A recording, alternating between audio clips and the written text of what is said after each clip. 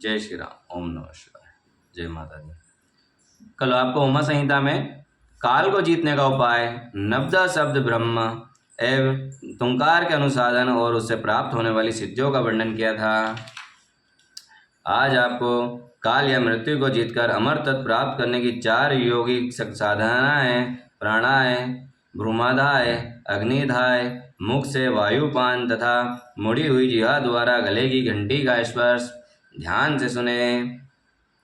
पार्वती जी बोली, प्रभो यदि आप प्रसन्न हो और योगाकाश जनित वायु पद को जिस प्रकार प्राप्त होता है वे सब मुझे बताइए। भगवान शिव ने कहा, सुंदरी पहले मैंने योगियों के हित की कामना से ये सब कुछ बताया है, जिसके द्वारा योगियों ने काल पर विजय प्राप्त की थी। योगी जिस प्रकार वायु का स्वरूप धारण करता है उसके विषय में भी कहा गया है। इसलिए योगी शक्ति के द्वारा मृत्यु को दिवस को जानकर प्राणायाम में तत्पर हो जाएं। ऐसा करने पर आधे मास में ही वह आए और काल को जीत लेता है।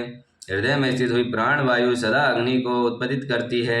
उसे अग्नि की सहायक बताया गया है। वे वायु बाहर और भीतर सर्वत्र व्याप्त और महान है।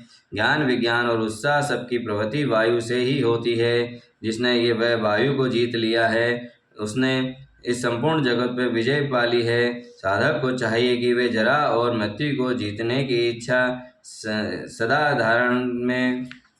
धारणा में सिद्ध रहे, क्योंकि योग प्राणायाम योगी को भली भांति धारणा और ध्यान तत्पर रहना चाहिए। जैसे लोहार के मुख से धोकनी को फूंक फूंक कर उसे वायु को द्वारा अपने सब कार्य को सिद्ध करता है, उसी प्रकार योगी के प्राणायाम का अभ्यास करना चाहिए। प्राणायाम के समय जिनका ध्यान किया जाता है वे आराध्य परमेश्वर सात मस्तक और नेत्र पैर हाथ युक्त तथा समस्त ग्रंथों सहित अवृत होकर उनसे भी 10 उंगल आगे स्थित हैं। आदि में विहा हृदय उसमें अंत में शिरो मंत्र सहित यात्री का तीन बार जप करें और प्राणायाम वायु को रोके रहें।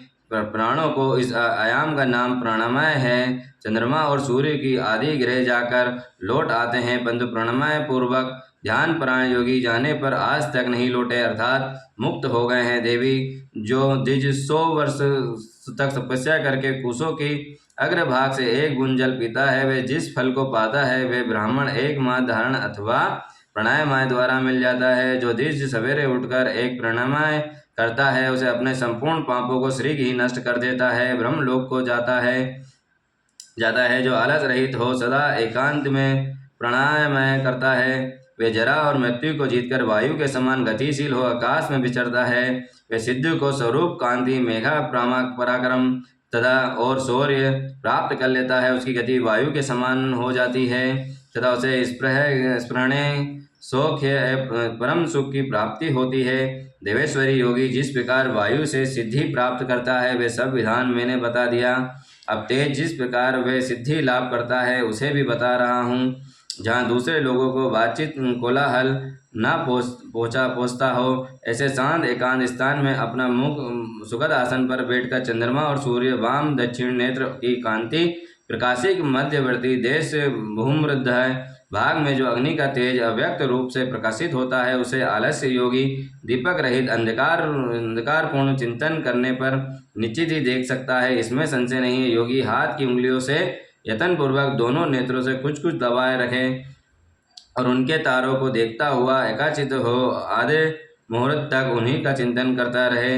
अंधकार में भी ध्यान करने पर वह उसे ईश्वरीय ज्योति देख सकता है। वे ज्योति सफ़ेद, लाल, पीली और काली तथा इंद्रधनुष के समान रंग वाली होती है। भोह के बीच में ललावटती बाल सूर्य के समान तेज वाले उन अग्निदेव का साक्षात्कार करके योगी इच्छा अनुसार रूप धारण करने वाला हो जाता है तथा मनोवांछित शरीर धारण करके क्रीड़ा करता है। योगी कारण तत्व को शांत करके उसमें अभीष्ट होना, दूसरों के शरीर में प्रवेश करना, अणिमा आदि गुणों को पा लेना, मन से ही सब कुछ देखना, दूसरों की बात सुनना, जानना, अदृश्य हो जाना, बहुत से रूप धारण कर लेना तथा आकाश में विचरना इत्यादि सिद्धियों को निरंतर अभ्यास के प्रभाव से ही प्राप्त कर लेता है। जो अंधकार से परे और सूर्य के समान तेजस्वी है उसे इसी तरह महान ज्योतिर्मय पुरुष परमात्मा को जानता हूँ। उन्हीं को जाकर मनुष्य काल या मृत्यु को लांघ जाता है। मोक्ष के लिए इसके सिवा दूसरा कोई मार्ग नहीं है। देवी, इस प्रकार मैंने तुमसे तेज सत्व के चिंतन की उत्तम विधि का वर्णन किया है, जिसे योगी काल पर विजय पाकर अमर तत्व को प्राप्त करता है। देवी, अब पुनः दूसरा श्रेष्ठ उपाय बताता हूँ, जिससे मनुष्य की मृत्यु नहीं होती। देवी, ध्यान करने वाले योगियों की चौथी गति साधना बताई गई है। योगी अपने चित्त को वश में करके यथा योग स्थान में सुगत आसन पर बैठ के वह शरीर को ऊंचा करके अंजलि बांधकर चचोच सी आकृति वाले मुख के द्वारा धीरे धीरे वायु का पान करें। ऐसा करने से क्षण भर में तालु के भीतर स्थित जीवनदायिनी जल की बूंद टपकने लगती है। उन बूंदों को वायु के द्वारा लेकर सूंघे।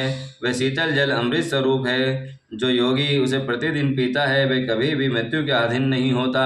उसे भूख प्यास नहीं लगती। उसका शरीर दिव्य और तेज महान हो जाता है।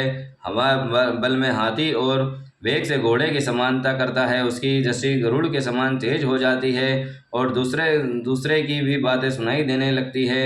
उसके केस काले और घुंघराले हो जाते हैं तथा अंग कांति गंधर्व एवं विद्याधरों के समान करती है। वह मनुष्य देवताओं के वर्ष से 100 वर्षों तक जीता रहता है। तब अपनी उत्तम बुद्धि के द्वारा बृहस्पति के तुल्य हो जाता है। उसमें इच्छानुसार विचरने की शक्ति आ जाती है और वह सदा ही सुखी रहकर आकाश में विचरने की शक्ति प्राप्त कर लेता है।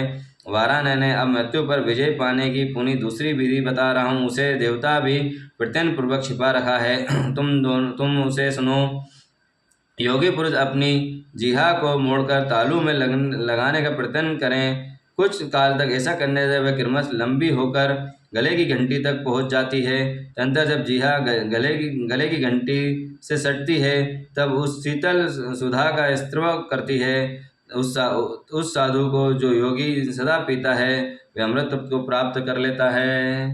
बोलो सियावर रामचंद्र भगवान की, जमापति महादेव की, कालो काल महाकाल की जय। जय श्री राम। ओम नमः शिवाय।